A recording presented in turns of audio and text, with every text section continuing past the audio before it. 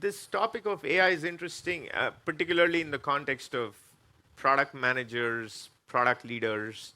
By the way, when I say product leader, you could be an engineering manager or an engineering director or a design manager or even somebody who's working on products on the marketing side. I bundle all of that under product leader. So product leader doesn't just mean a manager of PMs, it can be much broader than that. A founder is a product leader. If you're a founder of your company and you're the main product person, then you're a product leader, right? So in the context of PMs and product leaders with AI, two main observations. One, people are too short-term focused. So that's one observation, and I'll expand on what I mean by that. And the second is most people don't understand how drastically AI is going to impact the workplace in general. I think a lot of times, especially say if you work at a large company, you might hear from your CEO at all hands if somebody asks a question like, oh, is AI going to replace our jobs? Most likely your CEO is going to say, no, no, no, don't worry about it. We've also seen articles maybe where some CEOs say, oh, actually, we think AI is going to increase the number of jobs. I don't think that is true. I think we are severely underestimating how good this thing is going to be in 2 years, in 5 years, and certainly in 10 years. This thing is going to be really good. Right now, I don't think ChatGPT or these other tools are actually writing very good docs. I know people are using it, and actually, the way I see people using these things and saying, like, oh, write me a strategy doc. I look at that strategy doc and I'm like, this is not a good strategy doc. I don't like it. And I can tell easily this is not written by a human being, and it is also not very good. And the same for PRDs and other things. That said, this thing is going to get really good.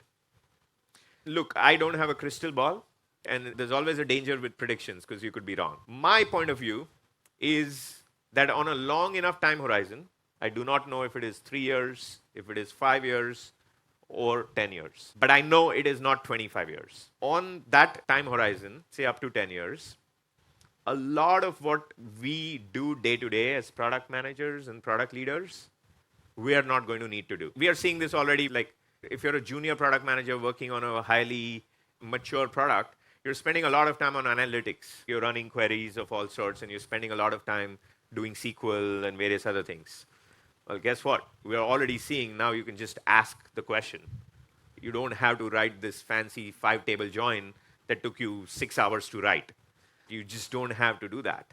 And that is just going to continue. A lot of these kind of secondary jobs you used to do, like taking meeting notes, is another example, right?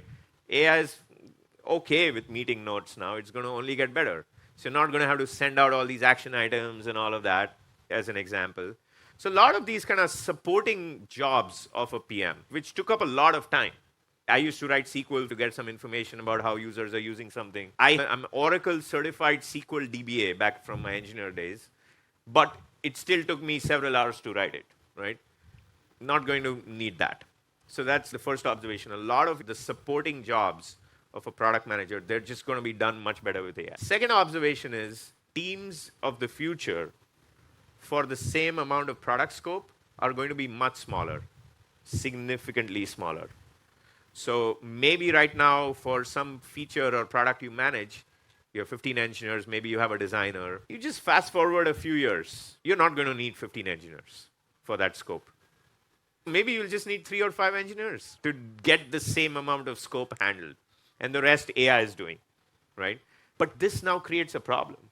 Because now if the team is smaller, it creates 2 problems for you as a product manager. One, there's not that much coordination overhead anymore. Even on the marketing side, marketing teams are going to be smaller. Support teams are going to be smaller. We're already seeing that with support. It's very clear what's happening there. So teams are going to start getting smaller. That means that the coordination aspect of your job, which for some product managers takes up 80-90% of your time today, and rightly so. It's fine that it takes up 80-90% of your time today. But as a team gets smaller, you're not doing that much more coordination. You're doing way less coordination. There will be some coordination, but it's way less. So what is going to be your differentiator as a product manager is the thing you have to be thinking hard about. I'll also make another kind of prediction. As these teams get smaller and they're still managing meaningful features or meaningful products with a much smaller team, you'll find that the lines between who's a designer and who's an engineer and these titles are not going to exist in the future. Because again, we are already seeing it with design tools today. Like you can declaratively create pretty decent UX mocks and prototypes. You don't need to be a designer who went to design school for 4 years or architecture school for 5 years or whatever. You don't need that anymore for a lot of things that you need to do. We've all worked with a few engineers who are actually very versatile. They can write code, but actually they could be very good PMs. In fact, many of them go from engineering to product management at some point. And they also have good design sense. So imagine a world where the engineering teams are getting smaller. You could have an engineer who can basically do a lot of your product job. That engineer is already doing some design work as well and is doing some engineering work. So again, the question is, where are you going to differentiate? Now at this point, the common answer you'll see on Twitter and LinkedIn is, oh, you should start learning how to code. That's a bad answer. I don't think that's a good call. I used to be an engineer, and I became pretty much useless within 3 years of being a product manager. And yeah, sure, I can write code, but that's not going to be my differentiator, ever.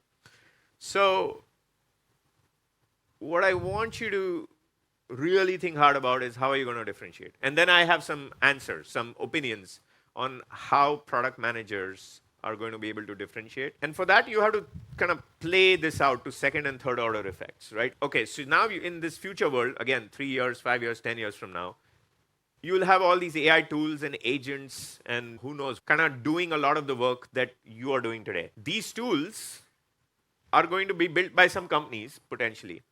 Now I want you to think about your competitor. Your competitor will also be using these same tools. They are going to be using the A+ PRD generator tool, right? They're going to be using the A+ meeting summarizer tool. And they're going to be using the Slack summarization tool, so you don't have to read through Slack in the morning to catch up on everything. You just get, Jarvis style, just updates on what you need to know. So your competitor and you have access to the same AI tools. You're both writing PRDs using these tools. You're both designing mocks using these tools. You're both writing code using these tools. So how are you going to differentiate against your competitor? How are you going to make your product more successful than your competitor's product? And the answer to that is through better insights. You will need better insights, better than AI insights about your customers, your users, your competitors, the market, the regulation, the laws, and all the rest. So AI will give you some insights. AI will summarize some things for you. And again, I'm telling you, it's going to be really good. But your competitor also gets that really good stuff. So how are you going to beat them? How are you going to build a more successful product? You are going to need better than AI insights. For that, you are going to need to understand human beings better than you do today. You are going to need to understand customer behavior better than you do today. You're going to need to understand market dynamics better. So that's one aspect you'll need, is insights. Insights are going to differentiate you, make your product more successful. Insights are not enough to build a successful product, because insights are an input. Once you understand, oh, actually, customers say that they want A, but my insight is that they actually want B. That's a great insight, but that's not going to entirely make you successful. You need one more thing after that insight, which is you need creativity, because you need to convert that insight into a creative product solution. And over there are hundreds, thousands of possibilities of how you convert an insight to an actual product. This is what we do all day. Like, okay, we try to build this product. Oh, we had this problem. So now we need to find a creative solution to this. Oh, sorry, our tool cannot send email to more than 10,000 people. Okay, we need to figure out how to batch those emails. So you're constantly trying to be creative, right? You're going to need even more of that creativity. And that is something you can beat AI on, even when AI gets really sophisticated. Because by definition, AI will only be training on the corpus of existing knowledge that it has access to. And by the way, AI can be pretty creative today. Like AI can write a better poem than I can, right? Because I'm not naturally good at poetry. So AI can write a better poem than I can. But if somebody is like really great at poetry, it's going to be a while before AI can beat that person. Just like I'm pretty good at strategy. So it's going to be a while before AI can beat my product strategy document. And again, product strategy is nothing but insight plus creativity. So I want you all to really think hard about where you are skill wise on insight and on creativity. Because I believe that is what is going to differentiate your product and that is what is going to keep your job relevant in the future era when AI is doing everything else. And the good news is some people are already pretty good at this. They are really good at this. They're top 10% already. In which case, great. You're lucky. You are more likely to survive what's going to happen with AI. But I would still say, like, don't rest on that because again, AI is going to get continually good at this. So keep turning your strengths into your superpowers. And by definition, not all of us can be in that top 10%, right? There is the 90% that's not in the top 10%. But this is where I'm saying that a lot of people today are basically choosing to ignore AI. It's like, oh yeah, it's not going to change anything. It's not going to change much. Yeah, sure, we'll incorporate AI in our product, but it's not going to affect my job. I know it's natural to feel that way because it's just a scary thought that AI is going to impact our job. But the only way you can future proof yourself is if you just accept that.